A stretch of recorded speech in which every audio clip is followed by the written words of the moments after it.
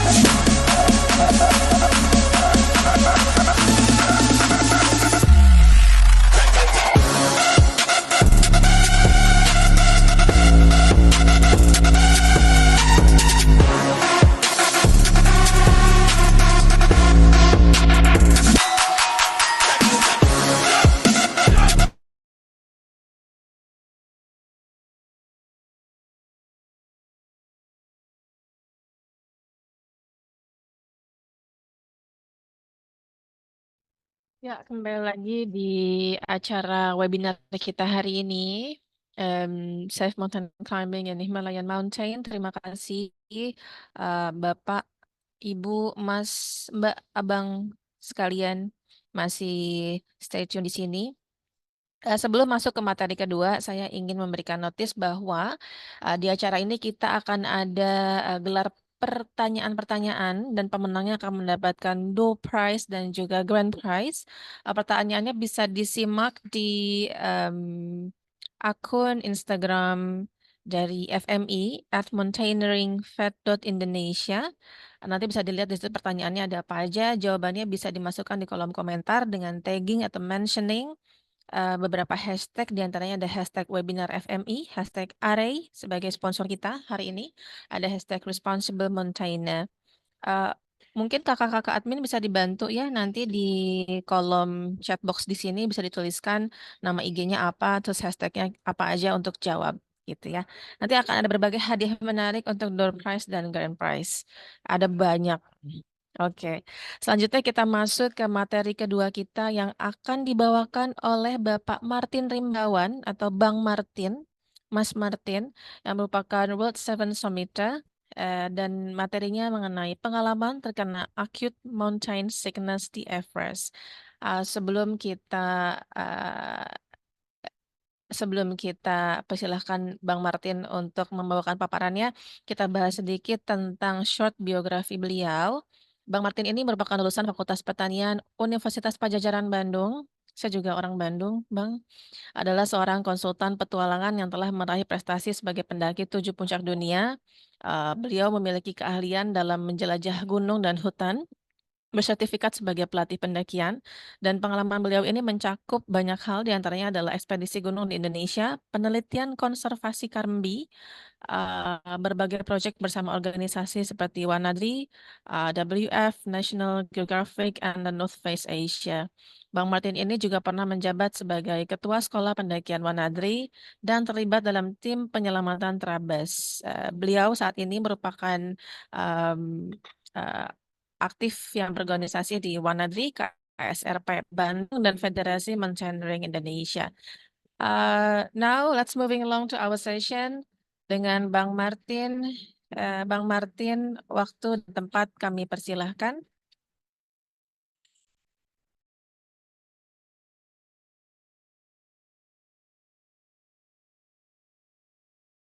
Bisa Selamat dibantu pagi. sharing materinya ya, Ya, Kak eh, Admin. jadi gini,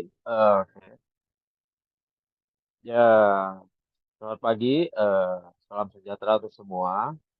Perkenalkan Pagi, saya Bang. Martin Rimbawan. Kebetulan lagi di lapangan juga hari ini karena masih ada kegiatan. Eh, Sedikit saya memberikan informasi mengenai tema eh, yang akan saya sampaikan di sini adalah experience terkena AMS di Mount Everest. Sebenarnya saya sendiri tidak eh, akut mountain sickness di pendakian kemarin. Namun saya lebih mengalami eh, penyakit ketinggian yaitu snowblend sama minor frostbite. Nah, namun akan sedikit saya bahas juga tentang akut mountain sickness. Eh, Halo, bisa kedengar? Ya, jelas, Bang. Oke. Dalam pendakian gunung-gunung tinggi di Indonesia ataupun di luar, terutama di Indonesia dan khususnya di luar, Indonesia mungkin rata-rata gunung-gunung yang dari mulai Loser, Aceh sampai ke Papua, itu kita memiliki ketinggian paling tinggi di Papua, yaitu Kartens itu 4.884. Dari Kartens, kita akan mengalami beberapa faktor-faktor eh, merasakan di mana awal mengalami penyakit di ketinggian. Namun kalau dilihat dari secara perjalanan pendakian itu, di ketinggian, itu ada rentan orang-orang akan mengalami acute mountain sickness. Nah, biasanya di antara rata-rata di ketinggian 3.600 ke atas, itu akan mengalami perbedaan ketinggian, tekanan, dan suhu. Itu seseorang akan mengalami hipoksia atau acute mountain sickness. Namun di ketinggian 3.600 ke bawah, itu mungkin masih mengalami middle atau mungkin hipoksia ya. Pusing, ngantuk, itu akan wajar. Tapi kalau sudah melakukan pendakian di atas ketinggian 3.600 menuju ketinggian lebih tinggi lagi, orang akan mengalami acute mountain sickness. Nah, acute mountain sickness ini atau AMS ini adalah setiap orang akan mengalami faktor-faktor perbedaan tubuhnya berbeda-beda. Tidak semua orang akan mengalami acute mountain sickness.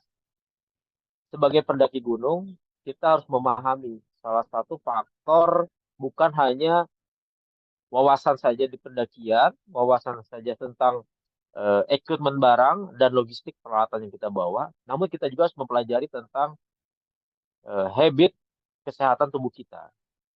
Sebagai seorang pendaki gunung itu tidak boleh sakit, baiknya seperti itu.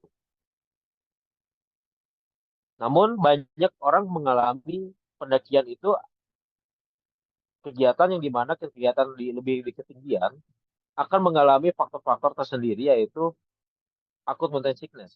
Nah, itu banyak tersadari oleh setiap pribadi adalah masalah pada tubuh kita sendiri sebenarnya. Nah, yang saya pelajari dalam suatu pendakian adalah kita harus memahami dari segi faktor hemoglobin darah dulu kita. Nah, dengan kita mengetahui hemoglobin darah kita baik ataupun tidak, di situ kita akan mengetahui kadar oksigen dalam tubuh kita seberapa hebat dan seberapa bagus. Nah, seperti tadi saya bilang bahwa setiap orang dalam melakukan pendakian itu akan banyak mengalami hal-hal yang berbeda-beda.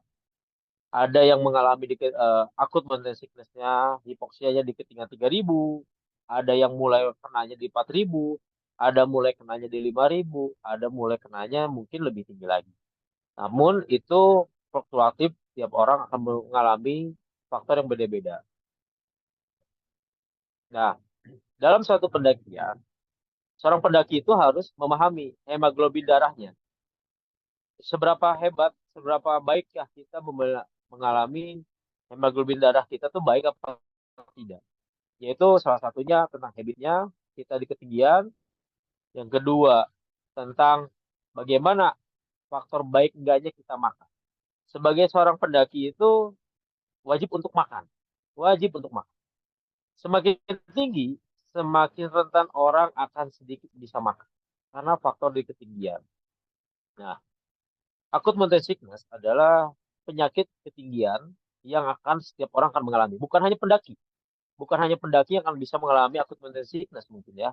Orang berada di ketinggian tertentu misalnya. Maupun di puncak gunung, atau puncak gedung di ketinggian tertentu, orang akan mengalami namanya hipoksia. Ataupun kita berada di pesawat terbang saat adanya tekanan yang memang oksigennya rendah, itu akan mengalami. Nah, begitupun para penerjun. Itu mungkin bisa black out untuk kalau saat dia akan terjun, kalau dia tidak mengalami dulu di ketinggian tertentu dulu. Nah, ataupun pengendara motor yang pernah saya alami dari mulai India, Cina, dan Nepal naik motor sampai ketinggian 5.600.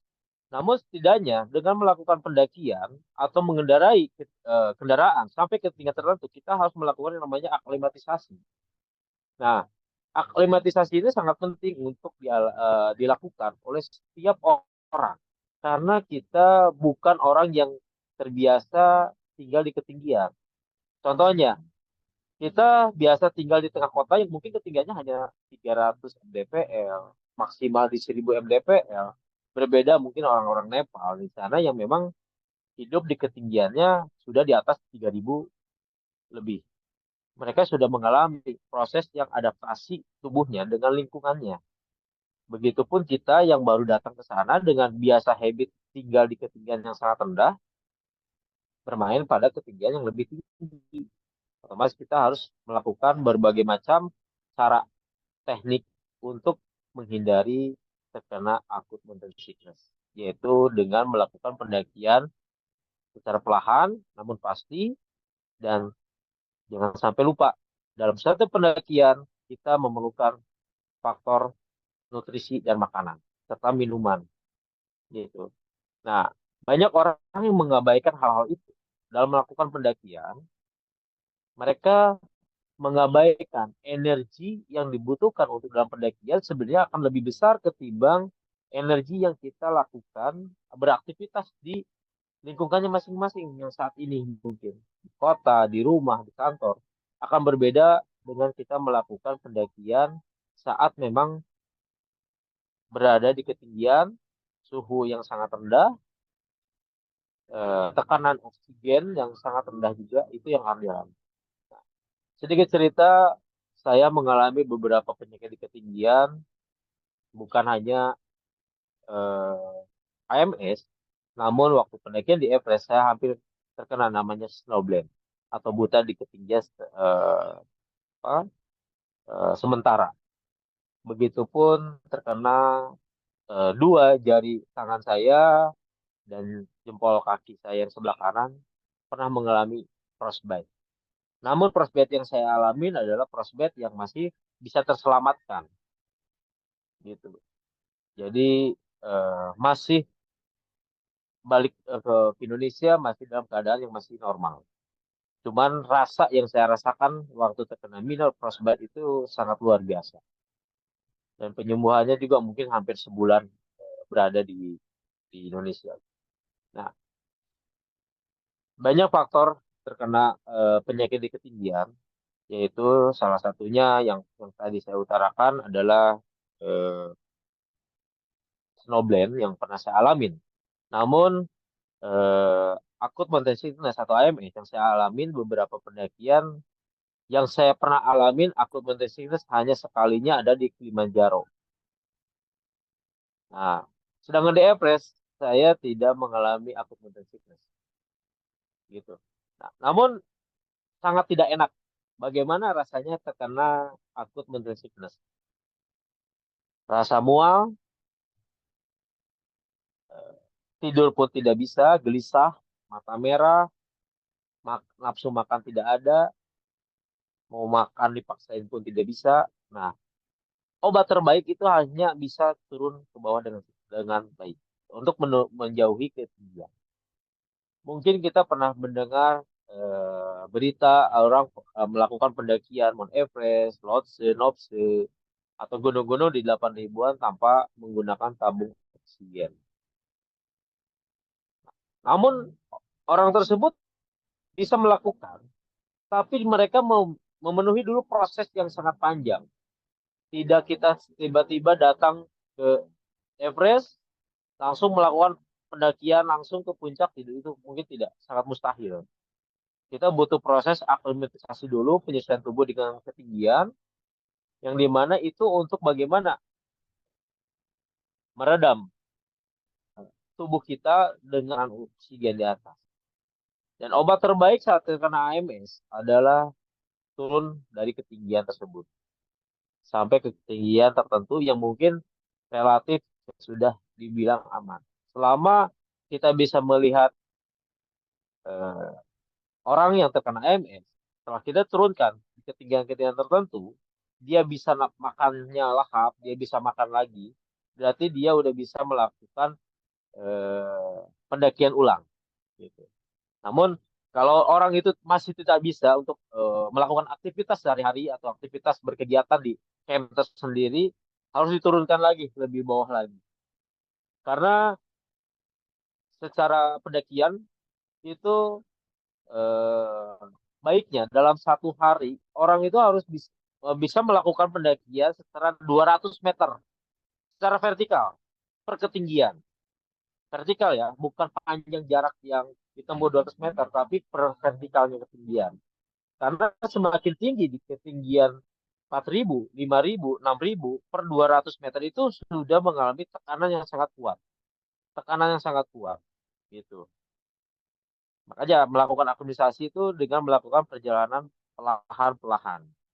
Tapi tidak semua orang akan memiliki kemampuan fisiknya adaptasi ketinggian badannya dengan ketinggian tertentu.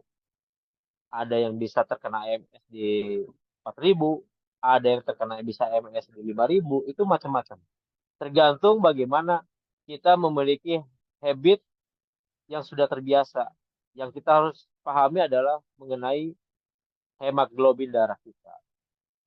Gitu. Memperbaiki hemoglobin darah kita, semakin baik hemoglobin darah kita, HB kita semakin mudah darah kita untuk mengikat oksigen untuk bisa disalurkan ke seluruh tubuh kita. melihat bahwa mau latihannya sepanjang dan seberat apapun gitu di kotanya masing-masing, tapi saat kita lalai dalam satu pendakian, mengabaikan makan, mengabaikan cara makan, itu bisa menjadi banyak faktor kegagalan orang dalam suatu pendakian. Kita sudah baik nih, salah pola makanan A, B, dan C-nya. Tapi saat pendakian, itu yang sulit itu apa? Adalah adaptasi mengenai rasa makanan yang baru kita makan. Kita mungkin di Indonesia masih familiar dengan makanan khas Indonesia, dengan lidah kita yang khas. Namun saat kita merasakan makanan yang disajikan oleh operator atau guiding yang di sana, atau makanan khas negara setempat, belum familiar dengan lidah kita, itu bisa menjadi salah satu faktor kegagalan. Jika kita makan makanan yang di mana makanan yang tidak familiar, rasanya tidak sesuai dengan tubuh kita, kita akan sedikit akan sulit untuk makan. Namun kita membutuhkan energi saat pendakian. Nah, sebagai pendaki di ketinggian high altitude, orang itu harus benar-benar mau apapun rasanya, itu harus bisa makan. Harus bisa makan. Jika tidak, dia bisa terkena lebih cepat terkena AMS. Dan dia misalnya kurang minum atau jarang minum, dia bisa terkena AMS. Nah, yang harus diperhatikan dalam suatu pendakian di ketinggian di atas 4.000 adalah seseorang itu harus rutin, rajin mengkonsumsi makanan. Gitu. Kita harus tahu dulu pada hemoglobin darah kita atau HB kita untuk jangan sampai kita terkena AMS. Dan cara makan kita juga harus kita perhatikan. Terkadang kita merasakan makanan baru, itu akan membuat kita akan berbeda dalam pencernaan kita. Akan adaptasi juga. Masalah makanan pun akan mengalami adaptasi juga pencernaan kita. Makanan baru itu rasanya, zatnya, atau apapun akan adaptasi juga. Kalau tidak sesuai, yang banyak kegagalan dalam satu pendakian adalah bukan hanya AMS, acute mountain sickness, tapi masalah seseorang pendaki terkena diare. Orang sudah terkena sakit diare saja sudah tidak nyaman dalam melakukan pendakian. Akhirnya apa yang terjadi? Lemes. Lemes untuk melakukan pendakian. Nah, banyak faktor dalam suatu pendakian itu, faktor-faktor yang memang seseorang bisa terkena eh, penyakit di ketinggian, bukan hanya yang ditakutkan saat ini dalam pendakian di atas ketinggian altitude itu bukan AMS saja. Banyak faktor yang sudah terbiasa kita mengalaminya. Influenza atau kita flu, kita batuk, itu menjadi faktor yang sangat utama. Kalau AMS, orang terkena AMS, obat terbaiknya adalah satu, harus turun. Sampai dia selesai dalam suatu pendakian, gitu turun, dia bisa naik lagi. Tapi orang udah terkena batuk karena faktor suhu dingin, kena flu, gitu ya. Itu faktor yang sangat simpel yang sering kita hadapi, yang kita sering rasakan di tengah kota kita masing-masing, gitu. Itu bisa terjadi menjadi suatu kegagalan dalam suatu pendakian dan terkena diare, salah makan. Nah, itu bisa terjadi. Di samping itu, ya penyakit di ketinggiannya adalah acute mountain sickness. Yang kita banyak mengenal tentang pendakian ya acute sickness, itu atau hipoksia, hipotermia, heat stroke. Cuman faktor-faktor yang kecil ini nggak pernah kita pahami. Gitu. Nah, disitulah yang kita harus sikapi dalam satu pendakian. Dalam melakukan pendakian yang memang membutuhkan proses yang sangat panjang, waktu yang sangat panjang, itu bukan hal yang mudah untuk kita bisa menyelesaikan hal ini. Hanya cuma sekedar kita membiasakan habit kita di base camp, di camp.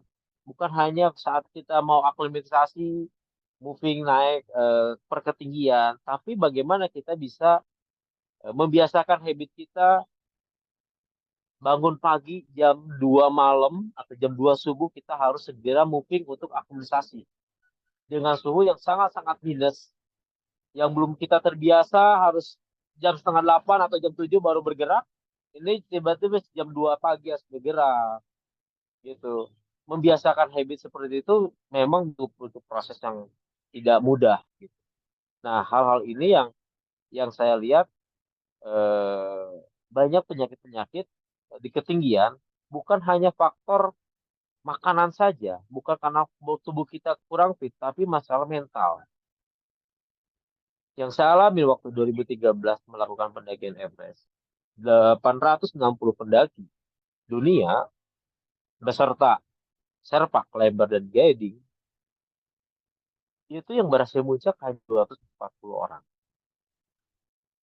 Dan begitu sangat banyaknya yang gugur, gak berhasil muncak gitu. Dan sebagiannya ada yang mengalami ya kelelahan, karena akut sickness akut, pulmonary edema, sampai penyempitan saluran di otak karena faktor oksigen yang sangat tipis. Itu banyak faktor di ketinggian, apalagi 4.000, ketinggian 4.000 mdpl adalah zona dead zone, zona kematian. Karena bermain di 4.000 itu bukan berarti eh, tempat yang biasa masyarakat atau manusia hadir di tempat itu, tinggal di tempat itu, tidak gitu. Orang Serpa pun nggak ada yang tinggal di 4.000 sebenarnya. Mereka akan turun.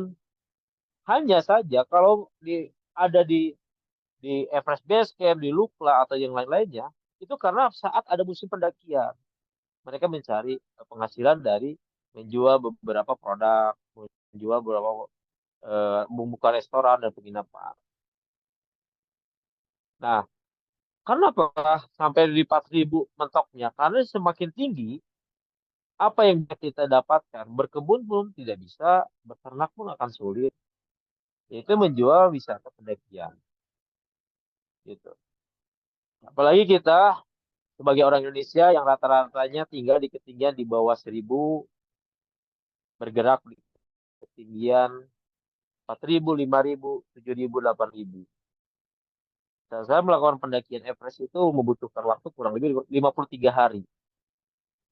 Selama 53 hari itu saya bisa bertahan dengan kondisi-kondisi perubahan iklim yang sangat cepat dan dramatis. Apalagi suhu yang sangat drop turun. Itu yang saya pernah alami. Gitu. Nah, bagaimana kita membiasakan habit dalam suatu pendakian berhari-hari, berminggu-minggu, dan berbulan-bulan dengan menghadapi eh, cakupan tekanan atmosfer yang sangat kuat. Bukan hanya wawasan, bukan hanya pengetahuan, tapi kita juga harus melatih diri kita sendiri. Seperti itu, Mbak. Iya, Bang Martin, terima kasih banyak atas paparannya. Selanjutnya kita akan masuk ke sesi tanya jawab. Tapi sebelum kita masuk sesi tanya jawab, saya coba ambil key message ya, Bang ya. Jadi sebenarnya memang ya penyakit ini tuh sebenarnya salah satu aja ya Bang ya, salah satu jenis dari Ya, penyakit altitude apa altitude sickness gitu. Dan ini adalah jenis yang paling ringan ya Bang ya. Which is kalau kita mau ngomongin yang lebih beratnya lagi tuh ada namanya high altitude cerebral edema. Jadi dia syaraf di bagian otaknya dia bengkak gitu ya. Lalu yang paling ada juga nanti HP, high altitude pulmonary edema. Which is bener banget eh, faktor-faktor yang bisa mempengaruhi si altitude sickness ini banyak banget, baik dari faktor individu, environment, dan lain-lain. Bahkan yang biasanya memang naik ketinggian segitu nggak apa-apa pun bisa jadi apa-apa ya Bang ya, kalau ada betul. faktor-faktor tertentu gitu. Jadi penting banget buat teman-teman para pendaki ini buat knowing their own self limit. Jadi self limitnya harus tahu dan bener banget ketika emang sudah kerasa ada gejala sering apapun soal altitude sickness langsung eh, terapinya yang paling definitif cuma satu turun itu aja. Nanti masalah akan dicek apa itu memang dokter yang pegang ya. Cuman kalau saya boleh nambahin sih sebenarnya ada beberapa first aid management lah ya buat pasien-pasien yang mengalami altitude sickness gitu. Mau jenisnya apapun diantaranya adalah kita bisa bantu longgarkan apa namanya bagian-bagian baju yang ketat gitu ya biar nafasnya dia lebih enak. Terus cegah jangan sampai dia beraktivitas banyak gitu ya. Kita biarkan dia beristirahat, kasih air putih. Jangan sampai kasih alkohol, jangan sampai kasih kafein. Itu makin parah nantinya. Ya, seperti itu. Jadi, terima kasih Bang Martin. Kita masuk ke sesi Q&A. Bisa dengan raising hand, buka mic-nya, bisa juga di chat box. Di chat box ini udah ada beberapa pertanyaan sih. Em, Coba kita lihat.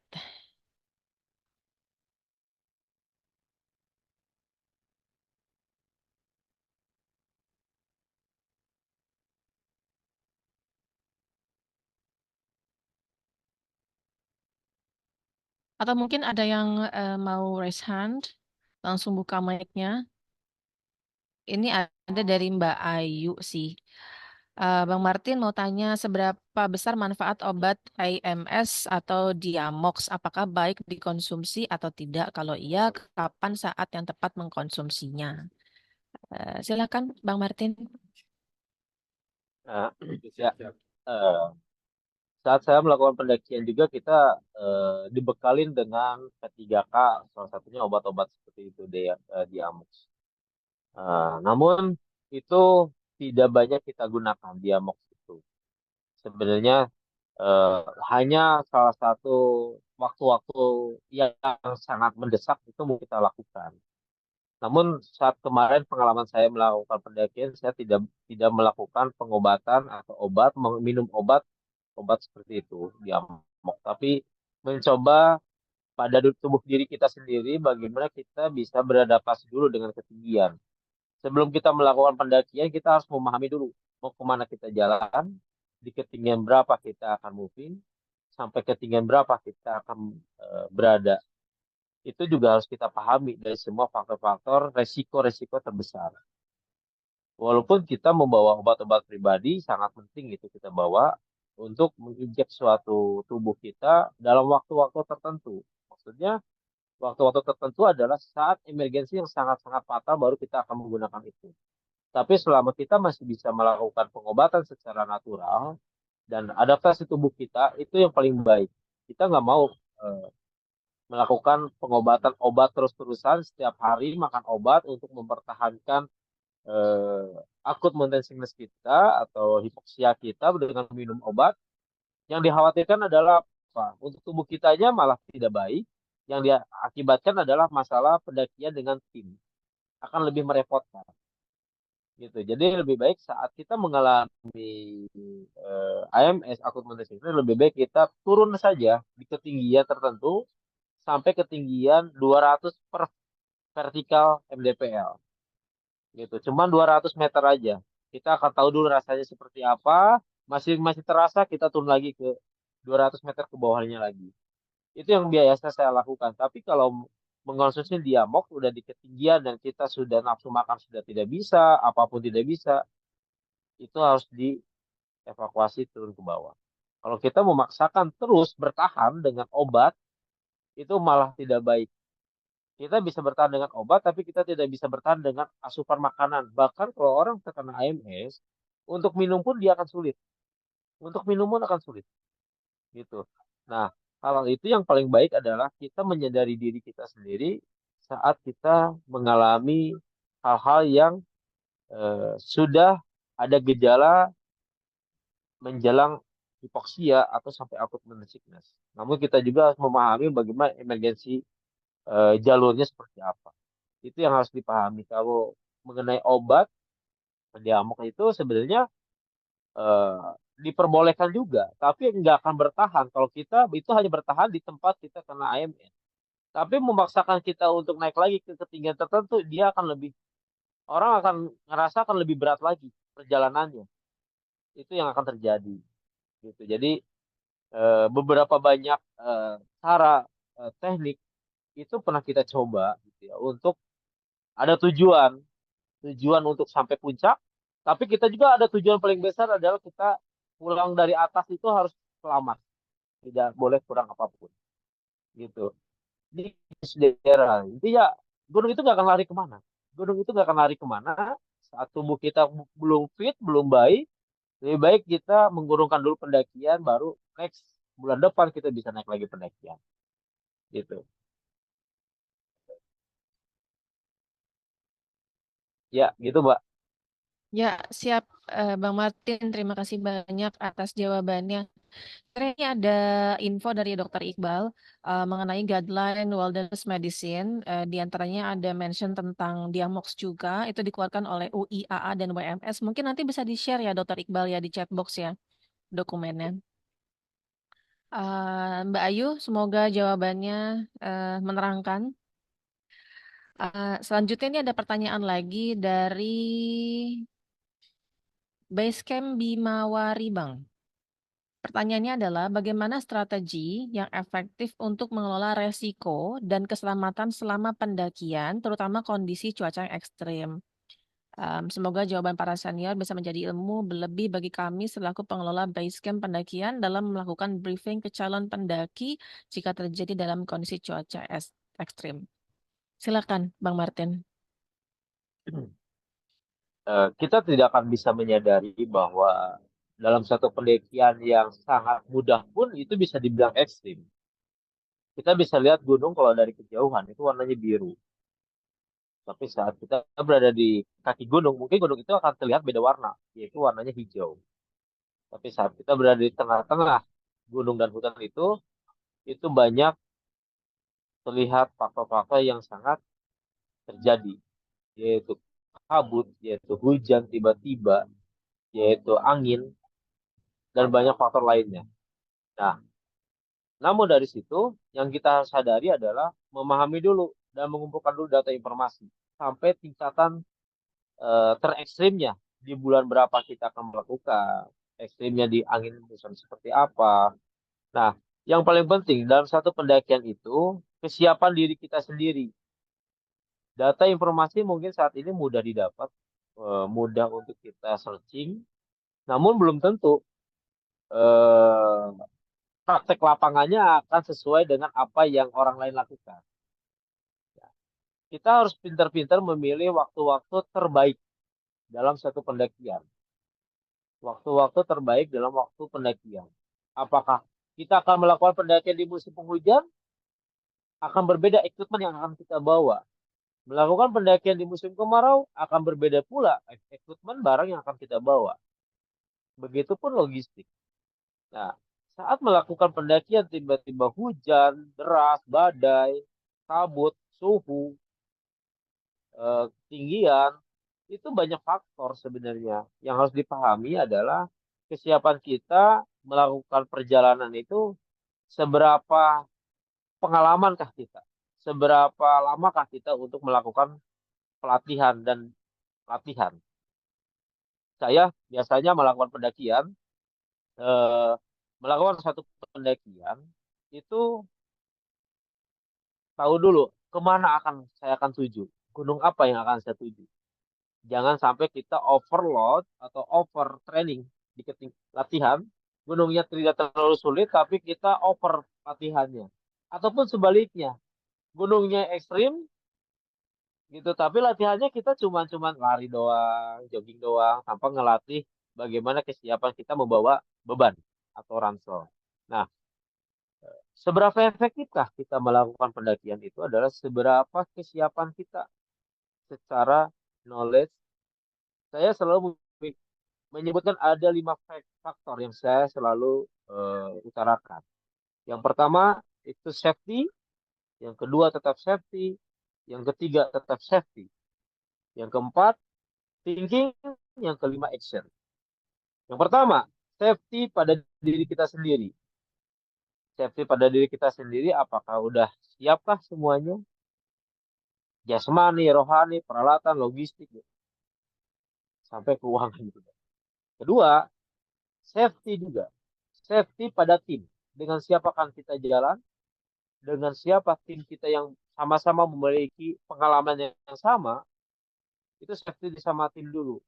Ketiga adalah tetap akan safety. Safety pada alam itu sendiri. Saat kita melihat kondisi alam di bulan tertentu, itu kita harus siap dengan semua peralatan di perjalanan kita. Kelima, berpikir, baru yang keempat berpikir, baru yang kelima adalah lakukan. Gitu, Mbak. Jadi itu 5 poin yang sering saya sebutkan. Ya, terima kasih Bang Martin. Ini jawabannya semoga berguna bukan cuma untuk Basecamp Bimawari, tapi juga untuk Basecamp-Basecamp lainnya, pendaki-pendaki lainnya. Kalau saya lihat sih praktikal banget ya tadi poin-poin yang disebutkan oleh Bang Martin. Oke, Basecamp Bimawari, ya Mas perwakilan dari Basecamp Bimawari, semoga jawabannya cukup menerangkan. Selanjutnya sebelum tadi ada pertanyaan juga, ada raising hand di sini dari Mas Saiful ya kalau nggak salah, tapi sebelum saya berpindah ke Mas Saiful saya mau say hello dulu untuk Bapak Jines, Mr. Jines from Nepal Mountaineering Association. Just want to say hello to you before your session begin. Thank you very much for coming here today. And now actually we are now having a second session of the webinar. We will Yes. have you a bit Mm-hmm. later, perhaps Okay. around in 5 to 10 minutes. I'll let you know. Yeah. But Okay. anyway, anyway, thank you so much for being here today. Okay. And thank you for inviting me in this webinar. It is my great pleasure to be here. Thank you. Thank you for you too. Pleasure. Yeah. Ya, ya kembali lagi ke sesi 2 ini. Ada pertanyaan satu lagi, Bang Martin. Ini karena Mas Saiful sedang raising hand dari tadi. Apa Mas Saiful masih mau mengajukan pertanyaan kah untuk Bang Martin? Mas Saiful dari Tangerang. Iya Kak. Ya, Boleh Kak izin silakan. bertanya.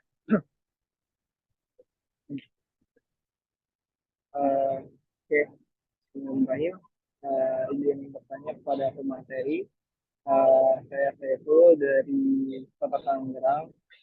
Tadi kan udah dijelasin tentang teknik mendaki, terus juga tentang kesehatan dan lainnya. Nah, eh, dalam pendakian ini kan ada manajemen untuk logistik. Nah, untuk memanajemen logistik biar safety di posisinya itu lagi pendakian, salah satunya di Nepal kan, ataupun di tempat-tempat yang bersalju. Nah, itu cara memanagenya itu bagaimana dan seperti apa untuk mengatur logistik saat kondisi suhu ekstrim uh, di saat ada badai. Oke, terima kasih.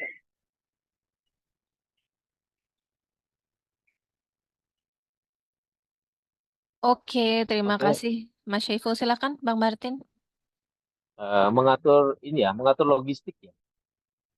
Eh, Maaf, pertanyaannya kurang jelas, tapi sedikit tentang membahas tentang logistik gitu ya. Yes. Oke, sedikit membahas tentang PALBAL, perlengkapan logistik dan perbekalan. Logistik itu terbagi antara dua. Yang pertama logistik peralatan dan logistik makanan, gitu. Nah, logistik pun ada satu lagi di antara logistik makanan itu ada logistik bahan bakar. Itu yang harus kita siapkan. Tiga logistik ini, logistik peralatan, logistik perbekalan makanan, dan logistik untuk kelengkapan alat masaknya, terutama untuk bahan bakarnya. Itu harus kita hitung dengan teliti dan seksama. Walaupun nanti bisa ada logistik tambahan, namun kan masalah faktor eh, loadingnya, faktor porternya, faktor beban yang kita bawa, itu harus kita pahami. Berapa besar beban yang harus kita bawa, berapa berat beban yang harus kita bawa. Semakin tinggi gunung yang kita daki, semakin besar gravitasi tekanan dari atas ke bawah itu. Contohnya, misalnya kita membawa beban 1 kilo, mungkin akan ngerasa beban lebih berat lagi karena udah pendakian berhari-hari. Energi kita sudah habis dari beberapa hari sebelumnya. Untuk ditambahkan lagi ya kita dengan makan. Nah, makanan ini kita harus tahu porsinya. Contohnya, kita makan nih ya, kita makan dalam satu piring, saya dengan rekan pendaki saya sama satu piring dengan menu yang sama. Saya makan habis makanannya tanpa tersisa. Teman saya, teman satu pendakian saya makanannya kurang. Maksudnya tuh eh, tidak habis, cuma dia makan setengah. Berarti kan kalori yang dihabiskan oleh teman saya lebih setengahnya dari yang saya hasilkan. So, dia makan cuma setengahnya, terpangkas cuma 1.500. Sedangkan dalam satu pendakian itu tidak akan mentoleri jaraknya sama pendakiannya, ketinggiannya sama, suhunya yang sama, tapi kalori yang kita masuk ke tubuh setiap pendaki itu berbeda-beda. Itu yang harus dipahami dalam setiap pendakian. Kebutuhan kalori per saji, kalori per hari itu harus sesuai. Nah, akan kita juga menghitung berapa besar eh, jumlah logistik makanan yang akan kita bawa. Kalau logistik makanan akan menyusut dalam beban transfer kita. Tapi logistik peralatan itu nggak akan pernah menyusut. Beban beratnya mungkin akan sama gitu ya. Nah, logistik bahan bakar yang kita butuhkan apa saja yang harus kita butuhkan? Gasnya, peralatannya itu juga akan lebih besar lagi. Apakah nanti disiapkan porternya? Apakah kita yang mengelola sendiri? Itu akan berbeda. Dalam melakukan suatu manajemen perjalanan itu harus kita pahami. Apakah dengan siapa kita melakukan pendakian? Seberapa pengalamankah rekan pendakian kita? Seberapa mampukah rekan pendakian kita dalam membawa beban? Atau sampainya dalam satu pendakian kita menyediakan adanya jasa porter.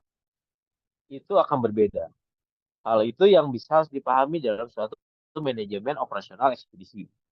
Nah, ada beberapa cara melakukan pendakian dengan membawa logistik, mengatur logistik. Ada yang alpin push, alpin teknik, ada yang menggunakan dengan sistem Himalayan atau cash and carry. Jadi kita melakukan akuisisi dengan sedikit membawa logistik peralatan yang kita akan taruh di jalur atau di camp yang akan kita tuju. Contoh kemarin waktu pendakian Everest. Dari base camp, saya harus melakukan aklimatisasi ke camp 1. Nah, ke camp 1 itu ketinggian 6.100 sampai 6.100. Nah, kita membawa sebagian logistik yang akan dipakai di camp 1. Sekalian kita aklimatisasi. Nanti di sana ditanam, kita baru turun. Tidur lagi di base camp. Begitupun selanjutnya, hari esoknya melakukan lagi aklimatisasi dengan menyicil peralatan kita dari untuk ke camp 1, camp 2, camp 3, camp 4 sampai camp puncak. Kita akan moving terus peralatan itu. Jadi nggak dibawa sekaligus dari base camp ke camp 1. Jadi kita bisa berapa kali ulang naik turun sekaligus kita melakukan aktivitas di ketinggian gitu. Jadi nggak sekaligus langsung dinaikkan kecuali kalau kita membayar jasa porter gitu. Kalau jasa porter kita cuma bawa peralatan kita pribadi saja yang sesimpel mungkin. Karena perlengkapan peralatan kita yang lainnya mungkin sudah dibawa oleh porter. Nah, hal-hal ini yang kita pahami. Apakah kita versi ekspedisinya seperti apa? Apa ekspedisi full service, setengah service, apa ekspedisi yang benar-benar semua pengelolaannya oleh kita sendiri tanpa orang lain. Itu yang akan membedakan. Bagaimana merancang suatu perbekalan, peralatan, bahkan sampai bahan bakar.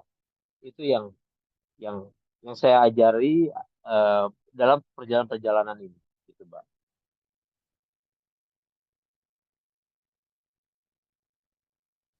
Siap, Bang Martin, dicatat banget. Mas Saiful, apakah cukup terang atau ada yang ingin ditanyakan lagi, Mas Saiful?